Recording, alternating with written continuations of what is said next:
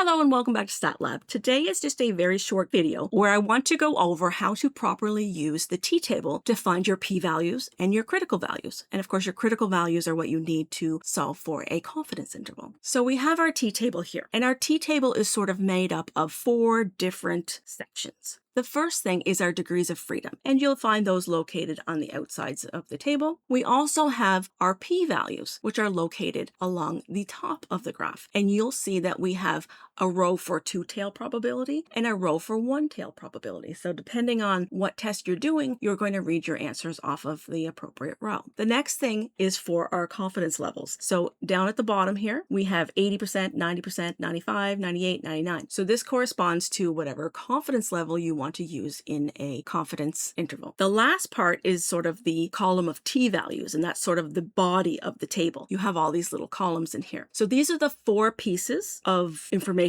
that are on this table. Now, to find what we're looking for, the p-value or the critical value, we're always going to need the degrees of freedom, but the other value that we're going to need is going to differ. So let's take a look at what we need when we want to find a p-value. So we know we're going to need the degrees of freedom. So let's just say we have a degrees of freedom of 19. And let's assume that we had a test statistic t-value of 2.354. Now we have to find our p-value. For this, we're going to say that we are doing a 1-tail test. So first of all, we find our row with our degrees of freedom, which is right here, row 19. Now we go into this row and you'll see that there's a whole bunch of numbers in a column, and we try to find 2.354. Now you're not going to find the number exactly. It's going to end up either landing between 2 numbers or being off the table to the left or the right. In our case, we're going to fall between these 2 values here, which means that when we want to find our p-value, we're going to come up the middle of this aisle and we want a 1-tail. So we're only looking at this here. So we would say that our p-value is between 0.01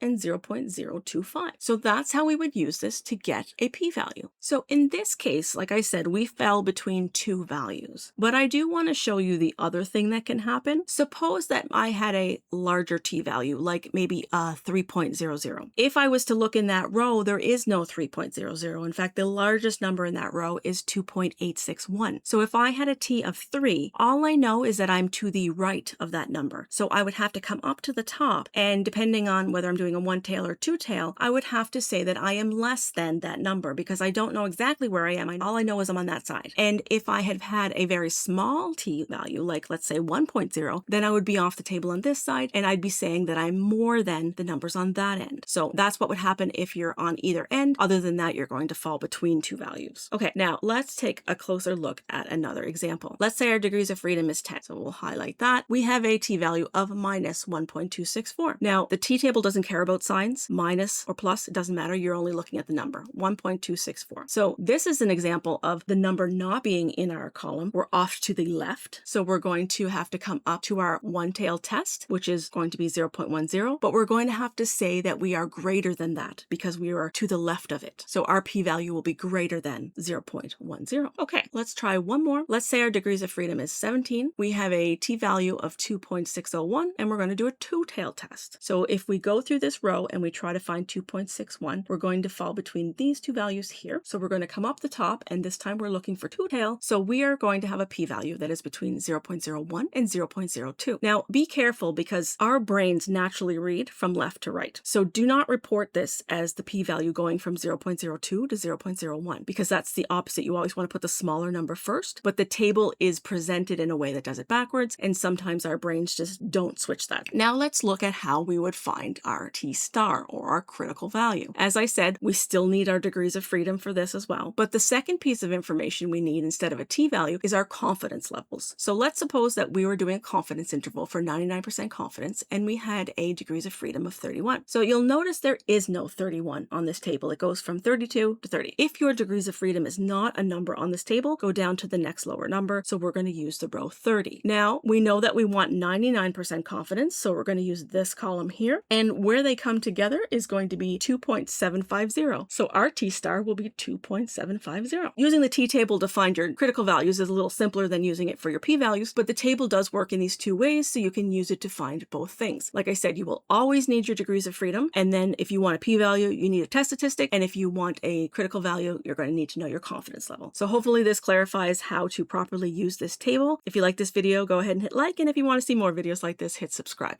Otherwise, I'll see you in the next video.